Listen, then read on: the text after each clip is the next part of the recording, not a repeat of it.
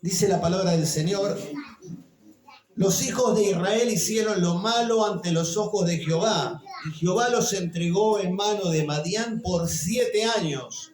Y la mano de Madián prevaleció contra Israel, y los hijos de Israel, por causa de los madianitas, se hicieron cuevas en los montes y cavernas y lugares fortificados.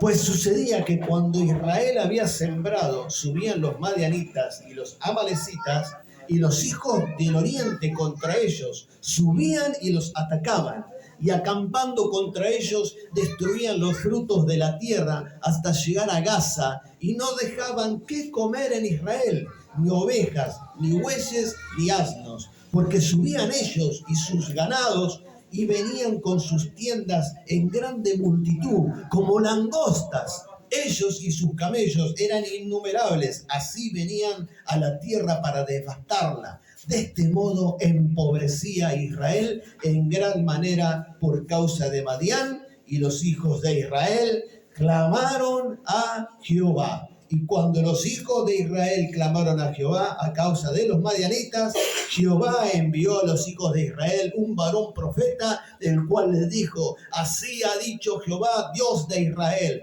yo os hice salir de Egipto y os saqué de la casa de servidumbre. Os libré de la mano de los egipcios y de la mano de todos los que los afligían, a los cuales eché de delante de vosotros y os di su tierra. Y os dije: yo soy Jehová vuestro Dios. No temáis a los dioses de los amorreos en cuya tierra habitáis. Pero no habéis obedecido a mi voz. Y vino el ángel de Jehová y se sentó debajo de la encina que está en Ofra. Hasta ahí nomás. Quiero comenzar hablando acerca del contexto en el cual Gedeón es llamado. ¿Cuál era el contexto? En los libros de Jueces constantemente empiezan diciendo: y los hijos de Israel hicieron lo malo delante de Dios. O sea, parece que había una costumbre en Israel, que ellos ya tenían sus leyes, ya tenían sus mandamientos. De hecho, cuando yo termino el libro de Josué, que es el libro de la conquista, donde ya se reparte la tierra, y ya ellos deberían estar viviendo en sus tierras, habiendo conquistado todo el territorio que Dios le había dado, estando en la tierra prometida, simplemente debiendo obedecer los mandamientos, los estatutos de Dios y adorando a Dios. Pero hay una costumbre, parece, ¿no?, de que por más que uno esté bien, por más que uno esté bendecido, hay algo en el ser humano que nos inclina a hacer lo contrario a Dios, o lo que a Dios no le agrada. Y este pueblo, que era el pueblo de Dios, elegido por Dios, varias veces en el libro de Jueces empieza diciendo: y aconteció que los hijos de Israel hicieron lo malo delante de Dios. ¿Qué será hacer lo malo delante de Dios? ¿Qué piensa que es hacer lo malo delante de Dios? Ya tenían la tierra, Dios le había dado la tierra prometida, ya habían conquistado. Estaban felices y contentos y comiendo perdices, como diría el refrán. ¿Y por qué uno tiende a hacer lo malo? Y empiezan, bueno, yo les digo acá lo que hacían. Empiezan, en principio, a adorar otros dioses. ¿Por qué? Porque empiezan a juntarse con otras tribus, otras gentes, y empiezan a tener costumbres y asimilar en sus vidas las costumbres paganas de las otras personas. La Biblia dice: el que se hace amigo del mundo se constituye en enemigo de Dios. Entonces uno tiene que tomar una determinación de o ser amigo de Dios o ser enemigo de Dios. Las dos cosas no se pueden.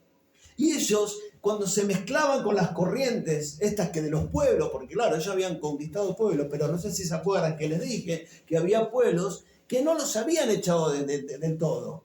A veces uno dice: ¿por qué Dios daba la orden de exterminar el pueblo? ¿Por qué pasaban estas cosas? Se mezclaban y se tomaban las costumbres de los paganos y empezaban en las costumbres de los paganos a dejar las costumbres de Dios de lado. Entonces, el pueblo de Israel constantemente estaba inclinado a hacer el becerro de oro, a adoptar costumbres que a Dios no le agradaban y hacer cosas que, por más que dicen ser cristianos o dicen ser hijos de Dios, hacen cosas que a Dios no le agradan. Entonces, ¿qué hizo Dios acá? Y acá hay varias enseñanzas. Cuando dice la gente: Dios me castigó, Dios me hizo estas cosas, ¿no es cierto? ¿Vieron escuchar? Dios me está castigando, ¿no? Esto es una prueba de Dios. Acá dice la Biblia que Jehová los entregó en manos de los enemigos por 7 años. 7 años. ¿Pero qué fue? Fue Dios, no, un castigo de Dios fue Sodoma y Gomorra. Un castigo de Dios es fuego del cielo que... Eso es un castigo de Dios. Pero no es un castigo de Dios que yo esté atravesando una dificultad, una prueba. Esto es un castigo de Dios. No, no, cuidado. ¿No será que yo estoy haciendo las cosas medio desorejado? Y Dios me entrega, me permite, es como que Dios se haga. Ah, ¿querés hacer tu camino? ¿Querés servir a dioses ajenos? ¿Querés mezclarte con las costumbres de pagana? Bueno, listo, yo me hago un costado. Observé, ¿hasta cuándo claudicaréis? Decía Josué. ¿Hasta cuándo van a decidir entre estar de un lado quiénes van a servir a Jehová y los que no, que se pongan de otro lado? Y se termina la historia. No se puede servir a dos dioses o a otros dioses. Bueno, entonces le pasaba esto. Entonces, ¿Dios qué hace? Se corre y los entrega. No que se los pone en bandeja. Fíjense cómo era, por eso les hablo del contexto. No es que los entregó en manos, ¿sí? Dice, entregar, cuando Dios le entrega a las personas, a sus propios hijos, a su propio pueblo, los entrega en manos de los enemigos. Significa que Él se aparta y los enemigos, quiero decirte con esto, que cuando uno está en el camino de Dios y decide apartarse, hacer lo malo, ten cuidado porque tus enemigos o el enemigo de Dios está esperando esta maravillosa oportunidad de que uno se aparte del camino, se aleje de Dios para atacarte. Siempre nosotros estamos en la mira. Entonces, Dios se corre, ¿por qué? Por elección de las mismas personas. Decidieron hacer lo malo, bueno, entonces Dios dice, está bien, ¿querés seguir para este lado? Anda para este lado. Yo me voy a quedar en el mismo lugar porque yo soy el único que no soy inamovible. Dios es el mismo hoy, por siempre y por los siglos de los siglos. Dios no se mueve.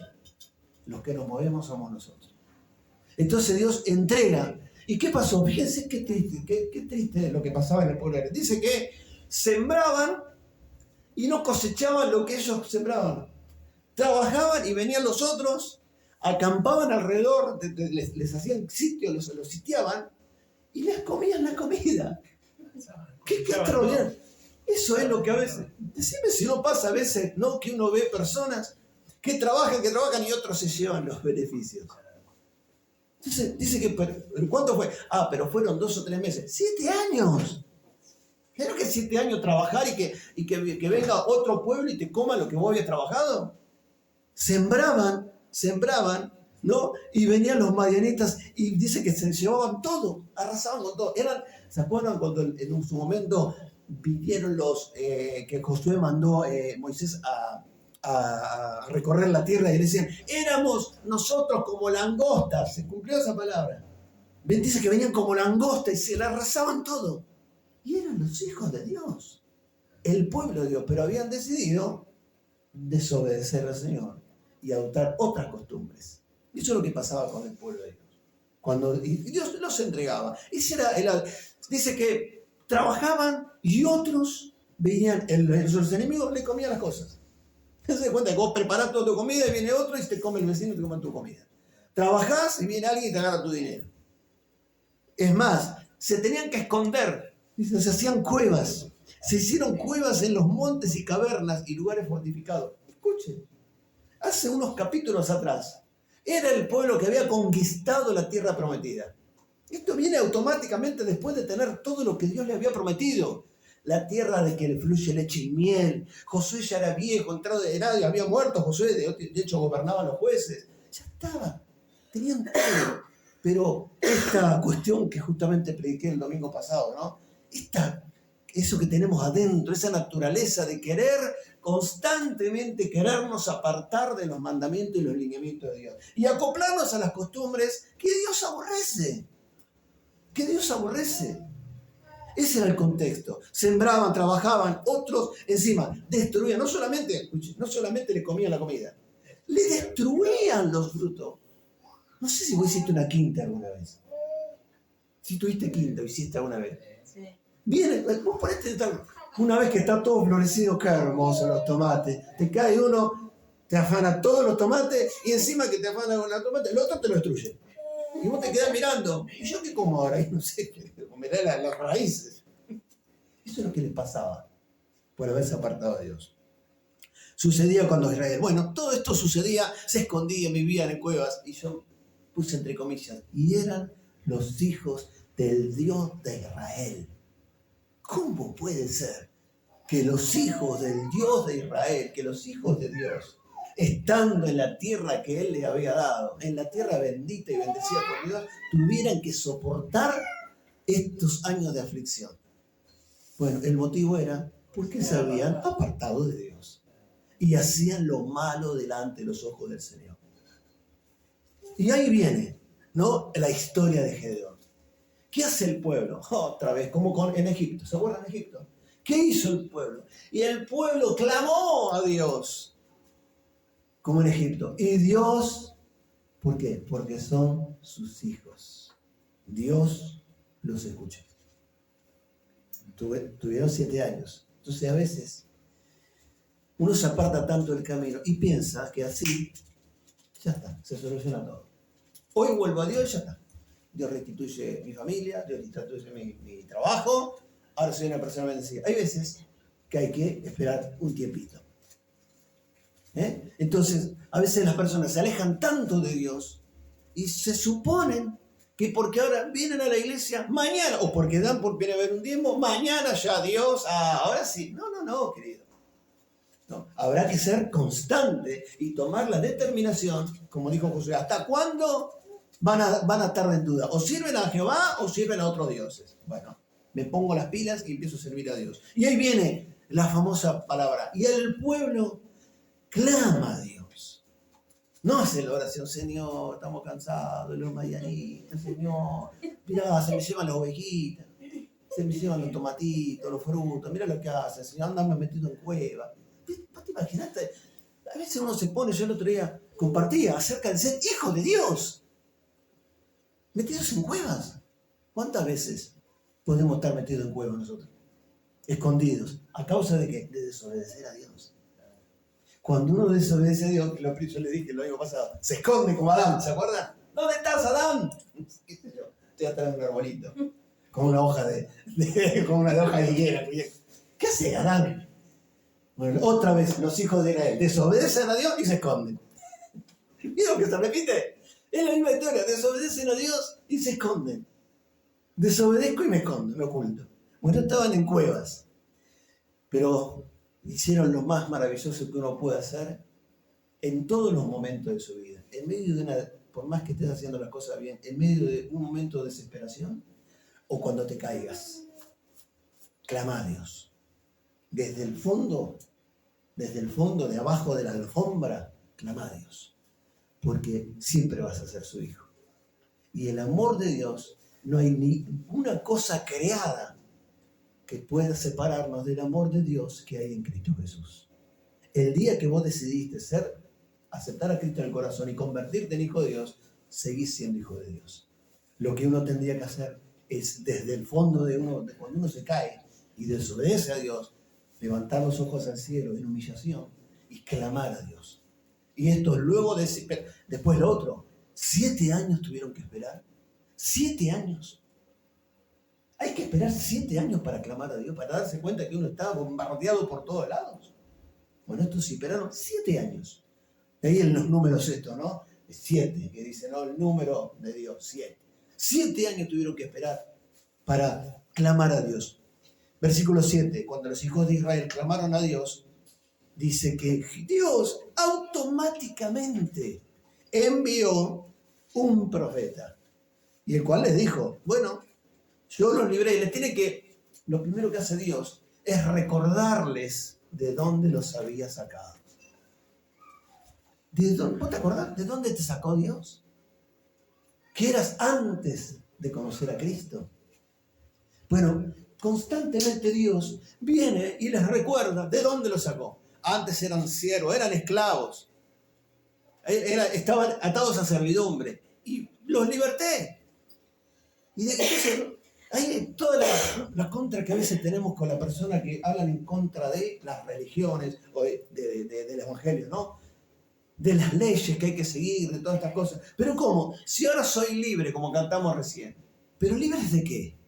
Somos libres de la condenación, somos libres del pecado, pero no somos libres para hacer lo que se nos dé la gana, y especialmente hacer lo que desobedece a Dios. No es esa libertad la que dio, la que pagó Jesucristo el precio de la cruz del Calvario. La libertad que Cristo pagó era para ser libres de toda condenación, para ser libres del pecado, para ser libres de todo y tener vida eterna. Esa es la libertad en la que uno vive y se maneja toda la vida. Pero no la libertad para hacer lo que se me dé la gana y especialmente lo que hay, las costumbres que hacen los demás que desagradan a Dios. Esa es la libertad que tenemos. Clamaron a Dios. Dios escuchó, Dios respondió. ¡Qué maravilloso Dios! Otra vez tenemos que volver a hablar del amor maravilloso y extraordinario de Dios sobre sus hijos. El pueblo clama, Dios escucha, Dios responde. Automáticamente. Entonces Jehová mandó su profeta y le dijo, y les recuerda de dónde los había sacado. ¿No se acuerdan que los saqué de acá? ¿No se acuerdan de acá? ¿No se acuerdan? Ah, sí, nos acordamos de estas cosas. Y vuelve, es como que otra vez, como el hijo pródigo, vuelve en sí la persona, o el pueblo de Israel, vuelve en sí. Entonces, ¿qué enseñanza saco acá? ¿Para qué nosotros no nos damos cuenta cuando nos estamos apartando de Dios?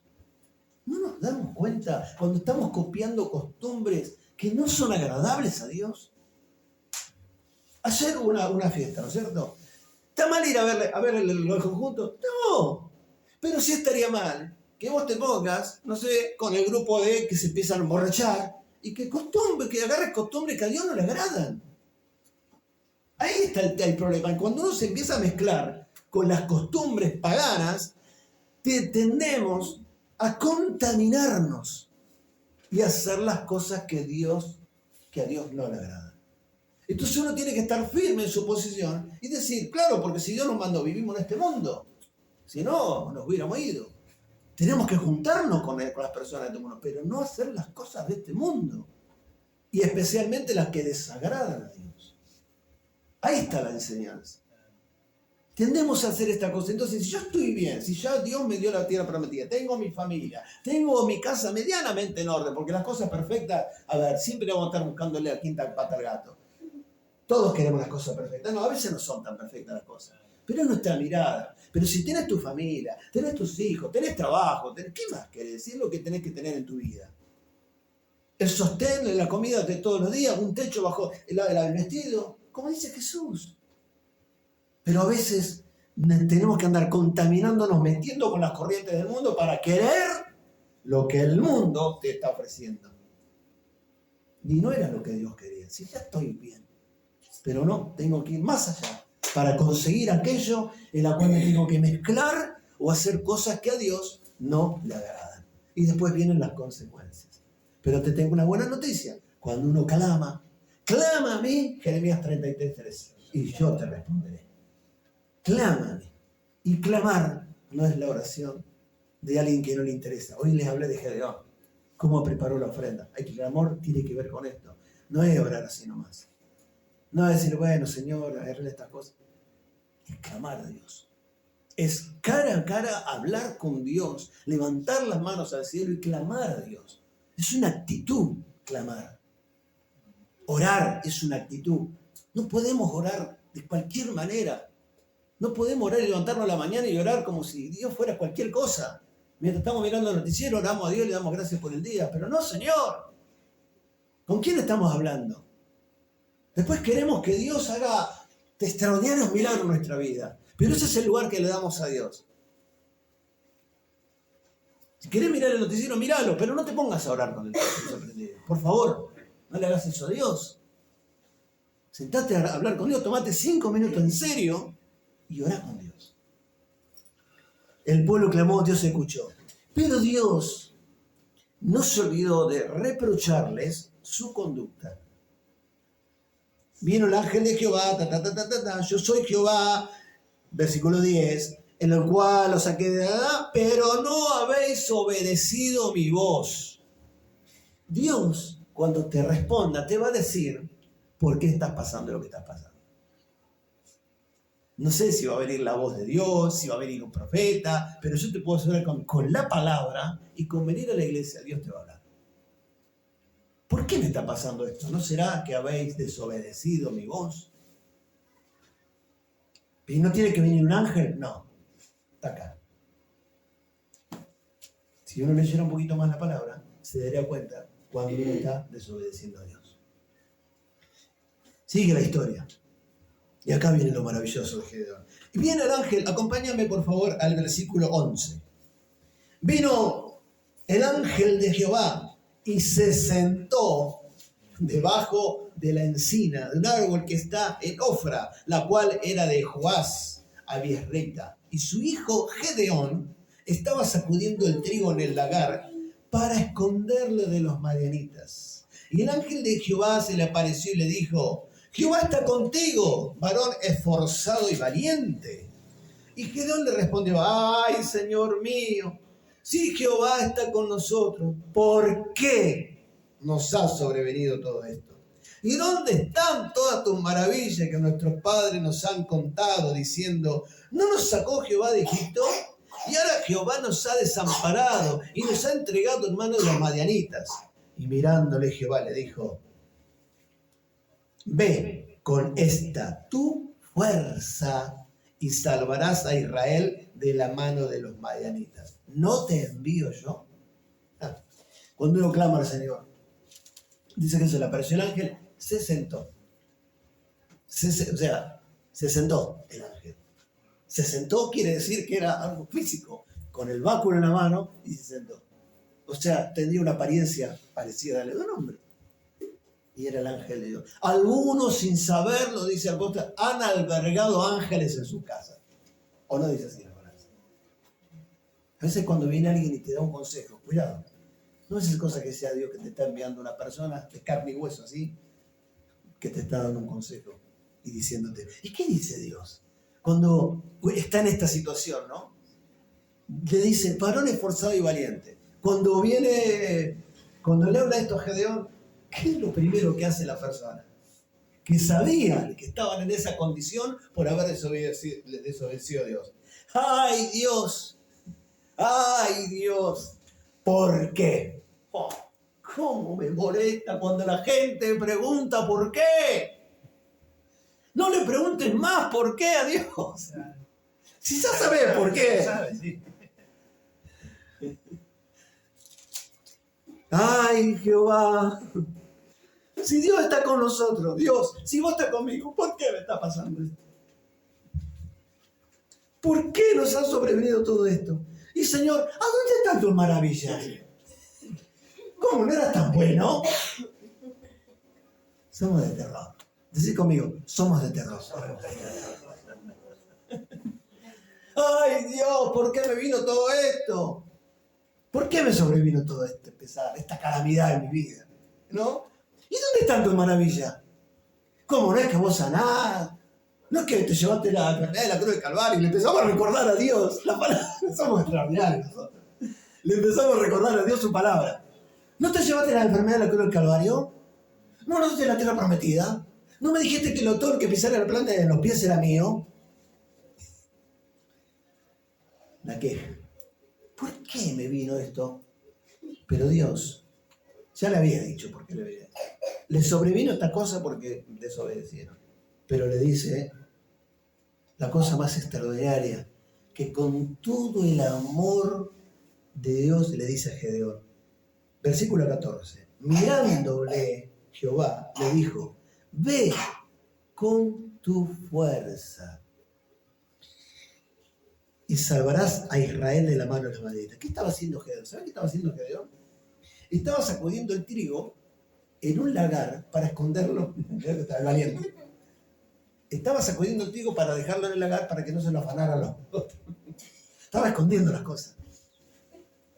Y viene Dios y le dice: varón esforzado y valiente.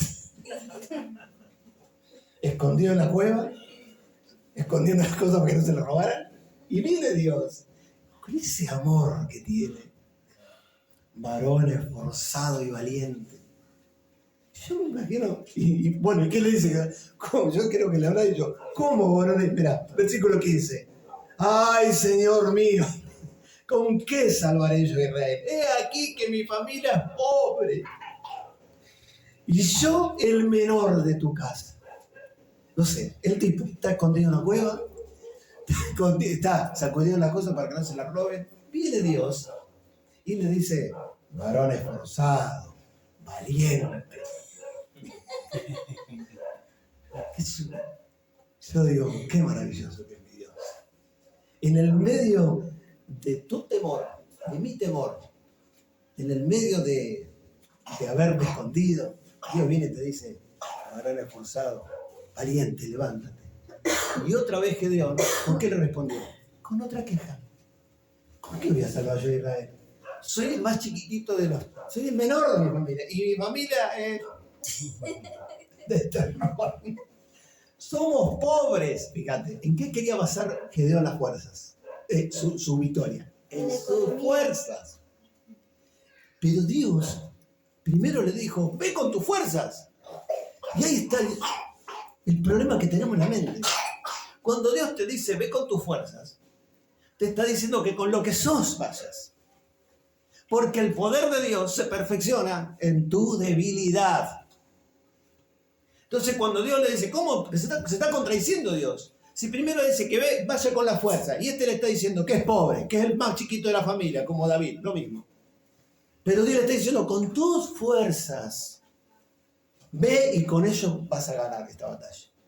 Cuando está hablando de tus fuerzas, es con lo que somos, con nuestras debilidades, con nuestras miserias, con nuestra pobreza, con nuestro físico, con lo que somos y la fuerza de Dios, ahí es donde está la victoria. No es, pero él entendió mal. Cuando le dice, ve con tu fuerza, dice, se miró a él. Qué triste cuando uno quiere ganar batallas mirándose a uno. Qué triste. ¿Qué batalla vas a ganar vos y yo con mi fuerza? ¿Vos te pensás que va a pelear contra el diablo y lo va a ganar? ¿Contra el ángel más poderoso creado por Dios? Un error de mentalidad. Ve con tu fuerza y con esto ganarás. Pero yo soy, no valgo un poco mal, le dice, no valgo para nada. Mirá quién estás eligiendo. No si a vos te estoy eligiendo. Porque no te mando yo. ¿Quién lo mandaba ahí? Pero es con tus fuerzas. Entonces, mi querido hermana, cuando vos tengas que conquistar cosas fuertes en la vida, vos no te mires a vos mismo. Porque vos ni yo no vamos a lograr nada. Pero con lo que nosotros somos, Dios va a hacer mucho. Y si no, mirá la vida de todos los apóstoles. ¿Quiénes eran y lo que después se convirtieron? Y lo que Dios hizo con ellos. O mirá el tartamudo de Moisés. Hablando con el faraón. No podía hablar Moisés. Tuvo que ir el hermano a hablar por él. Aquí. Soy tartamudo. No sé hablar bien. Anda a hablar al faraón. Decirle que quiero que le veas a mí. Pero yo soy tartamudo. Bueno, va y tu hermano como... A veces uno se mira y la baja estima, que es lo que se llama, ¿no? ¿Pensás que no sos hijo, hija de Dios? Con tu fuerza, con tus debilidades, con tu motito, con tu bicicleta, con tu autazo, con lo que tengas, ¿no vas a poder vencer las batallas? Claro, si vos te mirás a vos, no vas a vencer nada. Pero si Dios te manda y Dios está contigo, es otra historia. Y ese era Gedeón. Quejándose, nosotros le reprochamos a Dios. Pero cuando Él te elige, no te reprocha. Le dice, varón esforzado y valiente. ¿A quién le estás hablando, Señor? Yo creo que Gedeón se habrá dado vuelta. ¿A quién estoy hablando? Estoy sacudiendo acá, escondiendo las cosas. Estoy escondido en una cueva. Estoy atemorizado, me están robando hace 7 años. Nos tienen juzgados ahí, oprimidos. Y Él le dice, varón esforzado y valiente. Nosotros reprochamos a Dios, pero cuando Él te elige, no te reproche. Gedeón se queja de la situación, pero Dios igual lo elige para una misión. Así que, mi querido, mi querida, por más que reproches, por más que veas que no vales nada, cuando Dios te elige y te manda algo, decile que sí. Porque vas con la fuerza de Dios, con las debilidades, con los temores, con las miserias, con lo que nosotros somos. Si no hay uno más poderoso que otro acá. ¿Sabés qué delimita el poderío de un ser humano? La muerte. Por eso te das cuenta que no hay nadie más poderoso que otro. Porque en un abrir y cerrar de ojos desaparece la muerte. Y por más que tengan 50 yates, 20 hoteles, y vos tengas una choza con 4 chapas, a la hora de esa definición, se termina todo. Acá no hay poderosos, acá no hay fuertes. Diga al débil, fuerte soy, porque mi poder se perfecciona en tu debilidad. Nosotros reprochamos a Dios: con tus fuerzas podrás vencer, porque yo estoy contigo, porque Dios te envía. Gedeón era débil y pobre, pero a esos son los que elige Dios.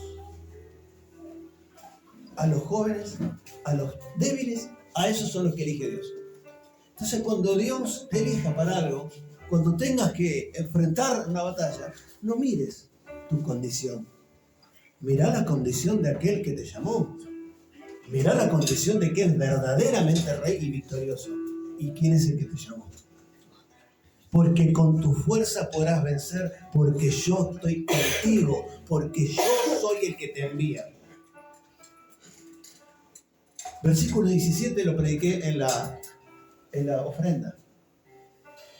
Una señal extraña, ¿no? Le pide a Dios que lo espere para traerle una ofrenda. Yo creo que en ese acto Gedeón entendió. Ahí. Mientras no entendía nada, pero recién ahí entendió que estaba hablando con Dios. Porque ahí se dio cuenta que no estaba hablando con cualquier cosa. Por eso le dijo: ya sé quién es el que estoy hablando. Ya sé quién me está llamando, ya sé quién me da las fuerzas. Por eso fui, preparé esa ofrenda y vine y la traje. ¿Y vos sabés cómo termina esta historia? Después voy a predicar, voy a seguir con esto. Con tu fuerza. Una señal extraña. Le pide a Dios que lo espere para traerle una ofrenda. Dios lo espera. Y en el versículo 25 y 27, acompáñame, por favor. Versículo 25 y 27. Dice que después que pasó todo esto, aconteció que la misma noche le dijo Jehová: toma un toro del hato de tu padre, el segundo toro de 7 años, y derriba el altar de Baal que tu padre tiene, y corta también la imagen de acera que está junto a él. Y edifica un altar a Jehová tu Dios en la cumbre de este peñasco, en un lugar conveniente. Y tomando el segundo toro, sacrifícalo en holocausto con la madera de la imagen de acera que había cortado. ¿Quién era el que estaba haciendo las cosas abominables? El padre. El padre había traído a su casa cosas abominables a Dios. Tenía la estatua de Baal, tenía las imágenes de acera. Entonces le dijo: lo primero que quiero que, ahora que me entendiste que yo soy Dios que te está llamando, lo primero que tenés que hacer, mi querido Gedeón, si querés que te use de verdad, es destruir toda la basura que hay en tu casa. Pero son los amuletos de mi papá. Pero esta herradura de la suerte me la regaló mi abuelita que se murió. ¡Destruílo! Y me encantó. Y a Gedeón no le tembló el pulso. Fue y destruyó todo. ¿Te imaginas la bataola que se pudo haber armado? Hacer eso a tu papá o a tu mamá. En esta casa no hay bendición porque tenés todas esas estatuas, tenés estas imágenes, tenés al gauchito Gil. ¿Sabés qué voy a hacer? Te voy a romper todas estas cosas. Hacer eso a tu mamá, tu papá. Lo hizo. Fue y rompió todo el altar. Y edificó un altar de verdad a Dios. ¿No será que a veces las misiones, las cosas que Dios tiene son porque todavía en nuestra vida hay otros altares, hay otras cosas en nuestros hogares, en nuestra familia, que son abominables a Dios? Y que tendremos que tomar la determinación de cortarles la cabeza, como dice acá, y de destruirlo por completo. Pero y es verdad, pero este rosario me lo regaló mi abuela y se murió. Y si no está mal tu abuela, ¿qué te va a venir a decir? Pero tenés cosas que a Dios no le agradan. Esta virgencita me la regaló y dice: son abominables a Dios. Dice que no tuvo ningún problema. Fue y lo destruyó. Y se acabó la historia. Y desde entonces, le trae la ofrenda, ¿no? Decide levantar un altar a Dios. luego de 7 años, se da cuenta que en la casa del padre, en la familia, había cosas que eran asquerosas para Dios. Porque ¿sabes por qué uso estas palabras? Porque la palabra de Dios dice que es abominación. Y la palabra abominación es asquerosidad, algo abominable para Dios. Y te lo voy a parafrasear. Le da asco a Dios algunas cosas. Entonces, tomó una determinación. Esto que está en mi casa, no lo soporto más. Y Dios le dice, si querés triunfar, vas a tener que agarrar todo esto que es de tu papá. ¿Sabés lo que era la figura del padre en el pueblo de Israel? Era sagrada. No se podía ir el hijo de la casa del padre hasta que no se muriera. Era una figura paternal, eso, hablando del patriarcado. Era patriarcado, ¿verdad? Mirá que te vas a enfrentar contra... De hecho, hay un mandamiento, fíjate. Honrarás a tu padre y a tu madre. Destruyó lo que a Dios no le agradaba. Y no deshonró al padre. Destruyó. Y ahí toma la decisión de quitar a Dios lo que da autoridad. Y por favor, acompáñame por último para terminar. Versículo 32. Aquel día Gedeón fue llamado Jerobaal. Esto significa contienda, pelea. Baal contra él, por cuanto derribó su altar. Dios le cambia el nombre. Gedeón significa, fíjate, destructor. Guerrero poderoso, eso significa Gedeón. Pero ahora le puso Jerobaal, que significa el que pelea contra el diablo. Con las fuerzas de Dios.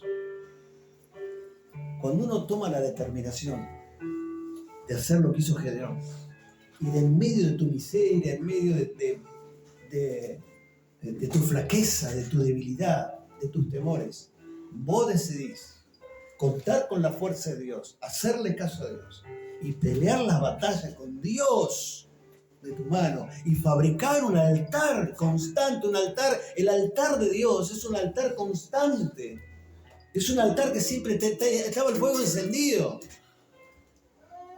Dios te dice, ahora sí, vos sos el que tranquilamente podés pelear contra todo lo que te venga. Mientras tanto, no.